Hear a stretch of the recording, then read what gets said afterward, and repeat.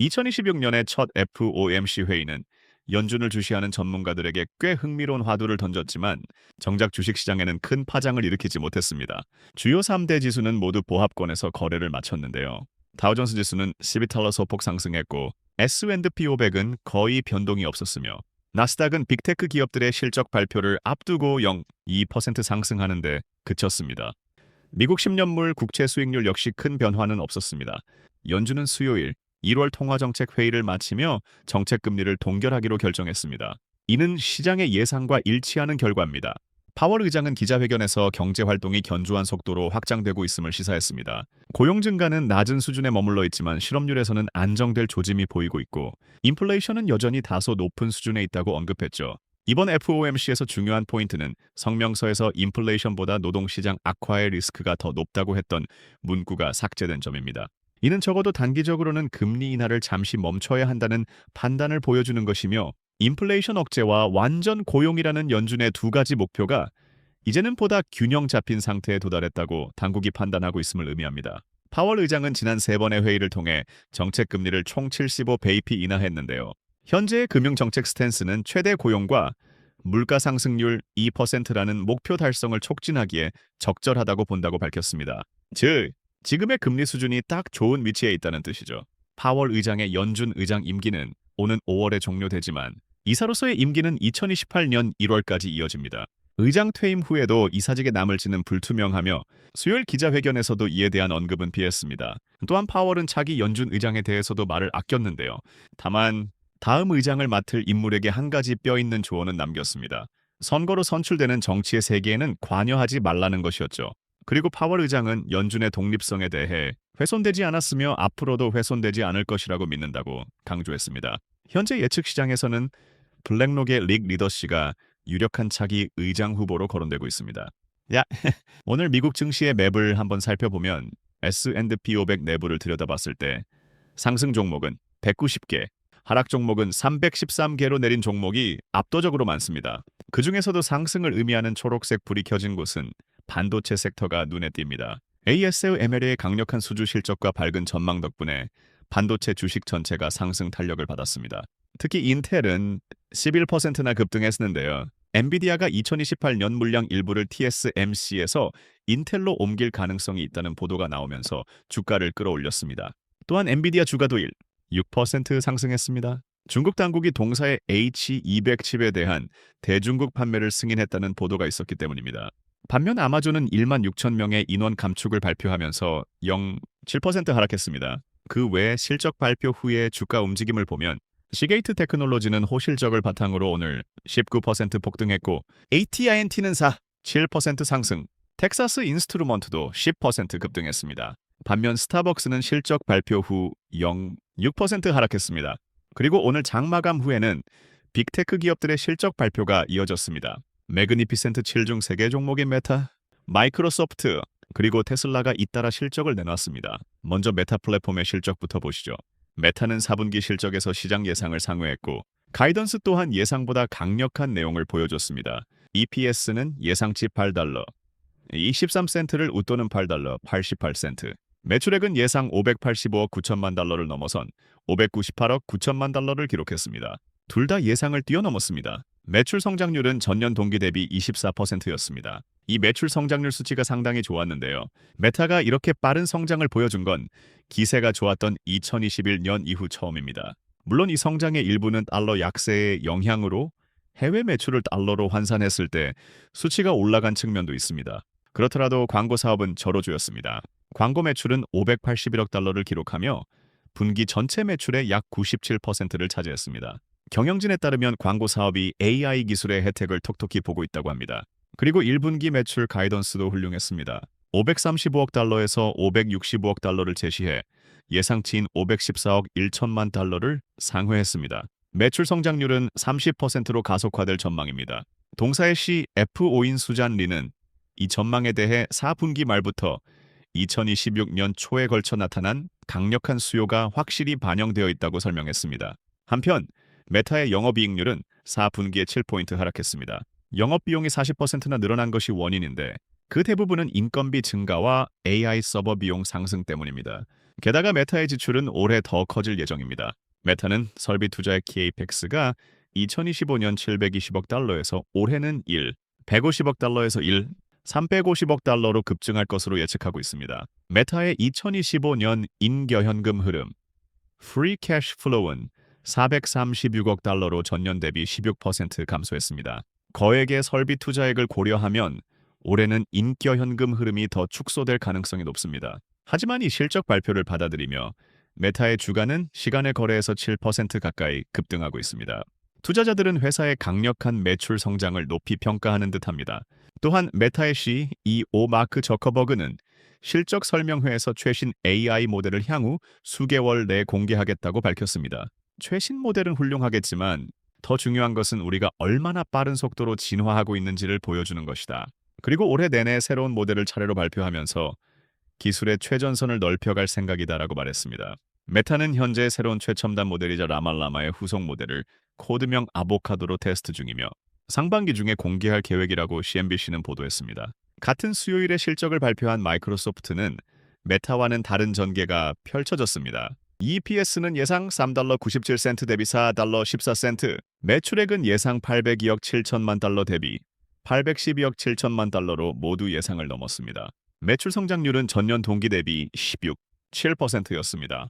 이것이 전 분기의 18%에서 약간 저하된 수치입니다. 성장률 둔화의 원인은 Azure 클라우드 부문의 소폭 감소 때문이었습니다.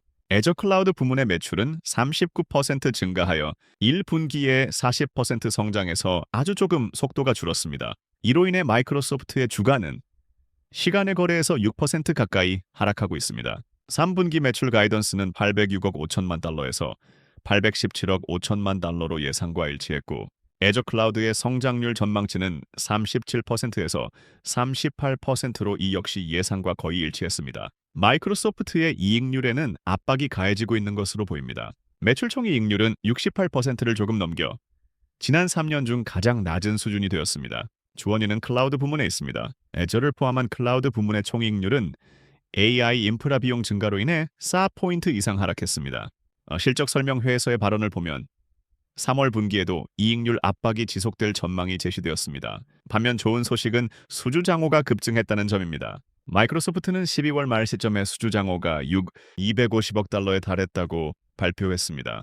이는 9월 분기에 920억 달러에서 급증한 수치로 앞으로도 큰 매출 성장 여력이 있음을 보여줍니다. 수주장호가 늘어난 것은 오픈 AI가 앞으로 장기간에 걸쳐 마이크로소프트의 애저를 총 500억 달러어치 사용하겠다고 약속했기 때문입니다. 이 약속은 지난 10월 양사가 발표했었죠. 마이크로소프트에 따르면 수주장호의 45%, 즉 812억 달러는 오픈 AI에 의한 것이며 나머지는 엔스로픽을 포함한 다른 고객들의 수주라고 합니다. 제프리스의 브렌트 힐 씨는 수주는 매우 좋다. 다만 오픈 AI가 수주장호 전체의 45%를 차지하고 있다는 점에서 과연 오픈 AI가 정말로 오라클이나 마이크로소프트 등에 지불할 만큼 충분한 돈을 미래에 제대로 벌 수 있을 것인가 하는 불안도 나오고 있다고 언급했습니다. 마이크로소프트는 오픈 AI, 엔스로픽, 기타 AI 고객들의 수요에 대응하기 위해 엔비디아의 칩을 탑재한 새로운 데이터 센터와 서버에 막대한 투자를 단행하고 있습니다. 이번 분기의 설비 투자액은 375억 달러로 전년 동기 대비 66% 증가했으며 그중 3분의 2는 칩 등의 단기 자산에 투입되었습니다. 12월 분기의 인겨 현금 흐름은 59억 달러로 전년 대비 9% 감소했으나 회사는 그 이유를 설비 투자 증가 때문이라고 설명하고 있습니다. 그리고 마이크로소프트는 이번에 처음으로 오피스 365 코파일럿의 유료 계약자 수를 공개했습니다. 또한 500만 명이라고 합니다. 오피스 365 코파일럿은 오픈 AI나 엔스로픽의 모델을 사용하여 워드나 엑셀 같은 오피스 앱의 AI 기능을 제공합니다. 한편 내 일반적인 마이크로소프트 365를 유료로 사용하고 있는 기업 유저는 전 세계에 4억 5,000만 명이 넘습니다. 즉, 코파일럿을 실제로 쓰고 있는 것은 그 일부에 불과하며 앞으로 이용자가 늘어날 여지가 크다는 것을 보여줍니다. 마이크로소프트의 주가를 보면 작년 8월경 사상 최고치를 찍었고 올해 최근 저점까지 20% 넘게 조정받았습니다. 거기서 51선과 201선까지 반등해 돌아온 상태였죠. 하지만 지금 시간의 거래에서 6% 하락 중입니다. 성공적인 투자를 위한 원칙과 분석 내용을 리포트에 정리해 두었습니다. 많은 분들이 읽어주시고 계신데요. 아직 안 보신 분들은 꼭 개요란에서 확인해 보시기 바랍니다. 다음으로 테슬라의 실적 발표를 살펴보겠습니다. EPS는 예상 45센트 대비 50센트, 매출액은 예상 247억 9천만 달러 대비 249억 달러로 모두 예상을 넘었습니다. 그러나 매출 성장률은 전년 동기 대비 마이너스 3%였습니다. 이는 동사 최초의 연간 베이스 매출 감소입니다. 자동차 부문의 매출은 198억 달러에서 177억 달러로 11% 감소했습니다. 과연 10년 후에도 테슬라는 여전히 차를 팔고 있을까요? 오늘 테슬라의 컨퍼런스 콜을 듣고 저는 진지하게 그런 의문이 들었습니다. 일론 머스크는 오늘 실적 설명회에서 판매가 부진했던 고급 모델인 모델 S와 모델 X의 생산을 종료한다고 밝혔습니다. 현재 테슬라가 판매하는 차의 대부분은 모델 3과 모델 Y입니다. 그리고 머스크에 따르면 지금까지 S와 X를 생산해 온 캘리포니아의 생산 라인은 옵티머스 로봇용 공장으로 전환되어 최종적으로는 연간 100만 대의 로봇을 생산할 예정이라고 합니다. 프리몬트 공장의 종업원 수를 늘려 옵티머스 로봇의 생산량을 대폭 끌어올리겠다고 머스크는 말했습니다. 동시에 머스크와 다른 간부들은 자율주행 소프트웨어와 로보택시를 반복해서 강조했습니다. 실적 설명회 내내 테슬라는 자동차 제조사라기보다는 구독형 소프트웨어 기업처럼 들렸습니다. 차량 엔지니어링 담당 부사장인 라스 씨는 테슬라를 이동을 서비스로서 제공하는 회사라고 표현했고, 최고 재무 책임자인 주비 씨는 미래의 성장을 견인하는 것은 차량 판매가 아니라 자율주행 소프트웨어라고 언급했습니다. 게다가 테슬라는 감시하에 완전 자율주행 FSD 소프트웨어의 평생 이용권 판매를 곧 종료합니다. 2월 14일 이후 운전자는 월정액 요금을 지불하는 구독 방식으로만 FSD를 이용할 수 있게 됩니다. 그리고 로보택시에 관해서는 일론 머스크가 올해 안에 수십 개의 도시에서 전개되어 인구의 25%에서 50%를 커버할 가능성이 있다고 언급했습니다. 또한 큰 뉴스가 하나 더 있었습니다. 테슬라는 일론 머스크의 AI 스타트업인 xAI에 20억 달러를 투자하기로 합의했다고 발표했습니다. 실적 설명회에서는 왜 테슬라가 머스크의 별도 회사인 xAI에 20억 달러나 투자하느냐는 질문이 나왔습니다. 이에 대해 머스크 씨는 xAI가 개발하는 AI 두뇌가 장차 옵티머스 로봇을 통합적으로 움직이는 사령탑 역할을 하게 될 것이라고 설명했습니다. 여기서도 이야기의 중심은 차를 파는 것이 아니었습니다. 오늘의 뉴스는 테슬라가 자동차 회사에서 피지컬 AI 기업으로 본격적으로 키를 돌렸음을 인상 깊게 보여주는 것이었습니다. 자동차 판매 부진은 이미 알고 있던 뉴스입니다.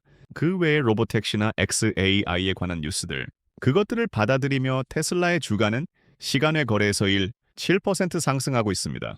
그리고 일론 머스크의 발언으로 상승한 건 테슬라 주식뿐만이 아니었습니다. 머스크는 실적 설명회에서 로봇 등의 기기에 AI를 탑재해 실제로 활용하는 데 있어 AI의 논리 능력 그 자체보다 메모리가 더 큰 제약 요인이 되고 있다고 언급했습니다. 이 발언을 계기로 마이크론 테크놀로지를 비롯한 메모리 관련 제조사의 주가가 상승했습니다.